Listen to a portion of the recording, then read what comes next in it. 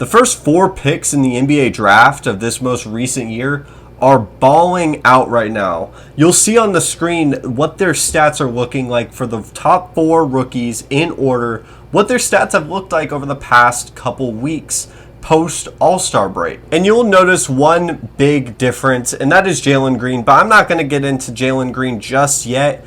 I kind of want to break down what the 4 teams that were at the very top. Now, I understand they weren't the 4 teams that had the worst records. They obviously got very lucky with the lottery picks that they were in.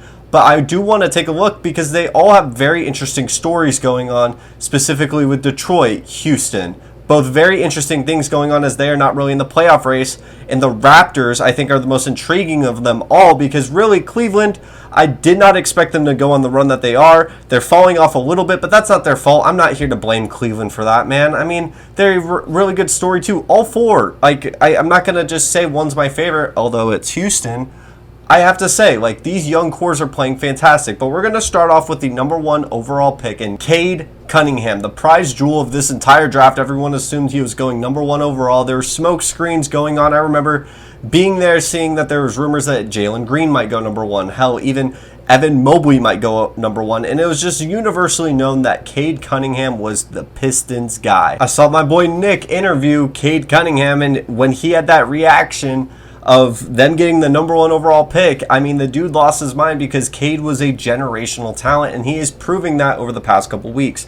Now, his efficiency has not been great, but I mean, he's a rookie. I'm not going to blame him for that. He is actually making the Pistons look pretty viable to watch, honestly. And it's not only him that are playing really well. I mean, you have a guy like Isaiah Stewart, who's just a linebacker playing center.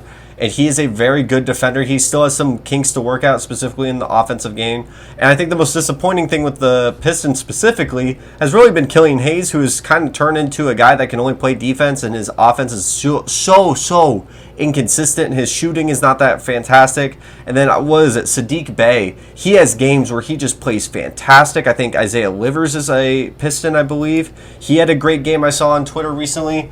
And the Pistons have a lot of good pieces there. It's obviously Cade is the main guy there.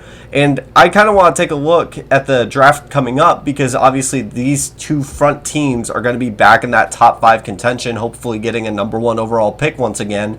And a guy that could fit really well with Cade Cunningham, I think, is Jabari Smith. Now, as much as I think, obviously, if they get Chet, that will revolutionize their defense, I believe. Any team that gets Chet Holmgren, their defense is just going to get massively better. And I don't think Paolo Banchero really is going to be a great fit next to Cade. I could be completely wrong. I think the top 3 guys are Paolo, Chet, and Jabari. And it's just whether or not who you get at that pick, and whether or not, say, they get the number 1 pick. We're going to act like in this scenario, they get the number 1 overall pick. Who do you fit, and who do you think is the best fit next to Cade and Isaiah Stewart? And honestly, I think Jabari Smith has the highest ceiling. I don't know if he fits the best next to Cade, but I think allowing a versatile scorer to get the ball out of Cade's hands, not all the time, because obviously Cade is the most effective one that is in his hands, but I'm saying give a secondary scorer, get a guy that has a ton of upside, that doesn't need all the pressure to have the ball and to be automatically super efficient. Now, Chet could be a fantastic fit defensively, but I do think Isaiah Stewart could end up coming off the bench. But I'm just looking ahead because really this season's a wash for him. It's just developing Cade Cunningham, and I think they're one of the most interesting teams to watch, especially when they're hot and when Cade is playing fantastic and he's efficient and he is just remarkable as a passer. And I think he's one of the best reasons the Pistons have a bright future. I think that's pretty obvious, and I think he's one of the most up-and-coming best facilitators in the NBA year 1. And I think he defensively and efficiently, that's the only thing he's really got to focus on because he has all the skill set in his game to really be a dominant scorer. It's just whether or not he wants to be that. He could do practically anything on the basketball court, and he is, at least once a game, has a remarkable pass or remarkable play that really proves why he was the number 1 overall pick. And now for the number 2 overall pick, Jalen Green, a guy that a lot of people were announcing that he was a bust, that he wasn't a great pick at number 2. And for fair reason for the first couple of weeks, I understand that with the guys that I'll talk about next. And in this one, I'll be able to go into a little bit more depth. I haven't been able to watch a lot of Pistons games, barring that I don't really want to watch Pistons games, barring that I'm from Houston. And if I say barring one more time, feel free to leave a dislike because, man, oh man, I love Jalen Green so much, and he is so uber talented. It just jumps off the screen like Cade Cunningham, but he hasn't been able to really showcase his because of Steven Silas, and I'm not going to put all the blame on Steven Silas because Jalen Green also has not been that efficient in the first half of his season. But this past All-Star break, if you go to the video that I posted specifically about Jalen Green, and if you want more insight on how I felt about Jalen Green before this surge that he came in, go watch that video, because since that video, you'll see on the screen in the stats I showed before, he's been balling out, and he has played some fantastic basketball, specifically in the mid-range. He has been such a sniper in the mid-range area. It's been ridiculous to watch. It has added a facet to his game that just automatically gives him more space to be able to drive and or step back.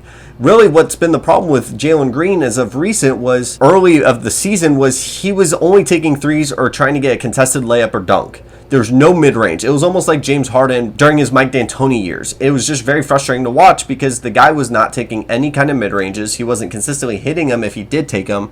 But now he's taking them more consistently, which allows more freedom in his game. Not to mention, it's tough to really score and be dominant when he's clearly not the number one guy on that team. He's not taking as many shots as other rookies on this.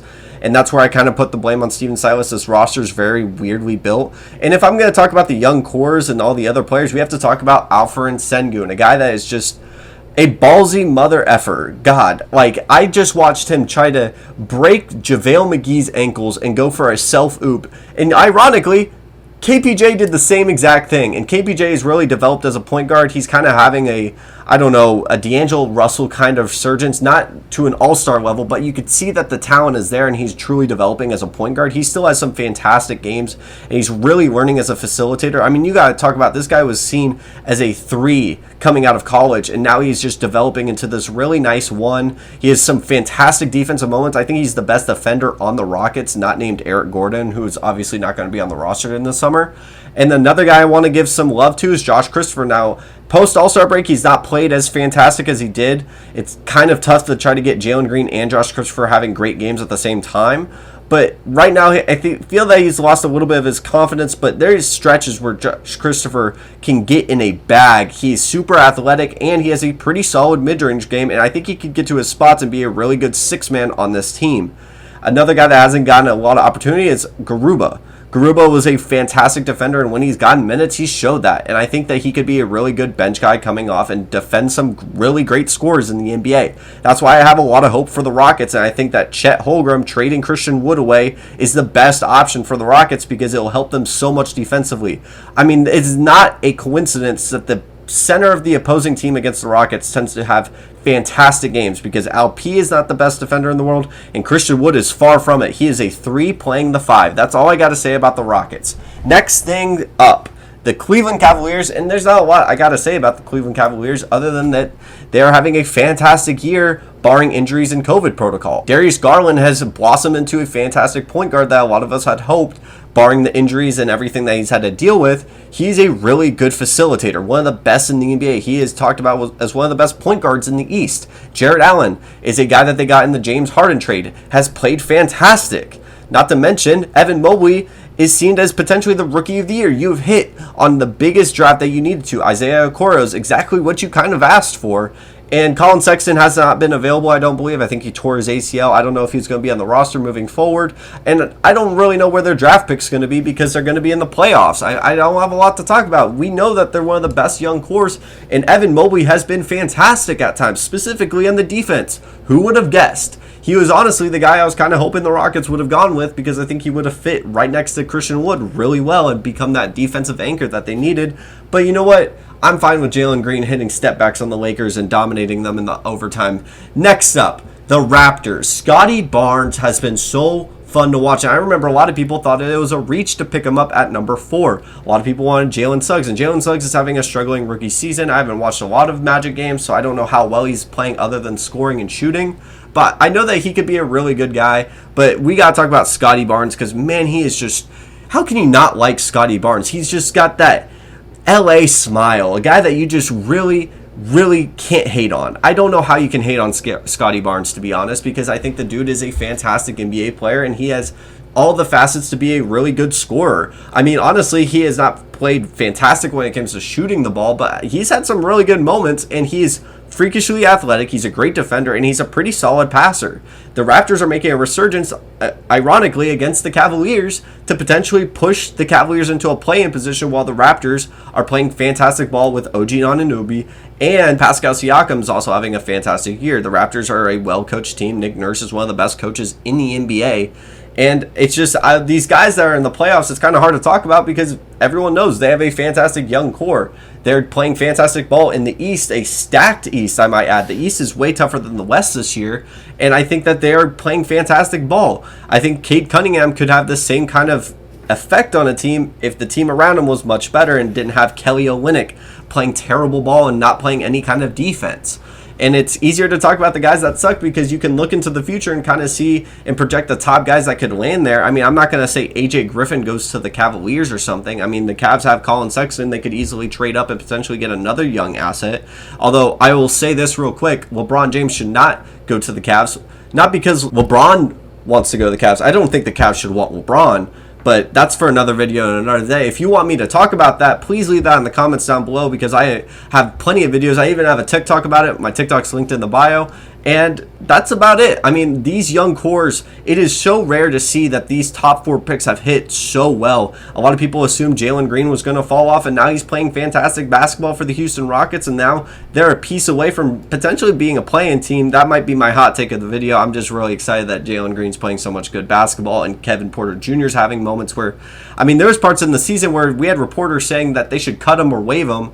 I'll stop talking about the Rockets. I've talked about them plenty. And Cade Cunningham and Sadiq Bey, and I don't know how well Isaiah Stewart's playing. I know he's a more popular young guy name. I need to, if you're a Detroit Pistons fan, please drop it down below. Also, Nick, if you're watching this, I would love to have a conversation with you, man. You're super cool. I've loved your YouTube videos. I forgive you for calling Jalen Green a loser, but that's about it. And thank you so much for watching. We are on the road to 1,000 subscribers. I'm going to be pumping out videos as fast as I can, as many as I can, as high quality as I can. I'm trying to do things a little differently. I'm not going to just do one team videos from now on. I'm going to kind of spread and expand. And if you want me to talk about a certain team, please drop it down below. And thank you so much for watching. Have a wonderful day.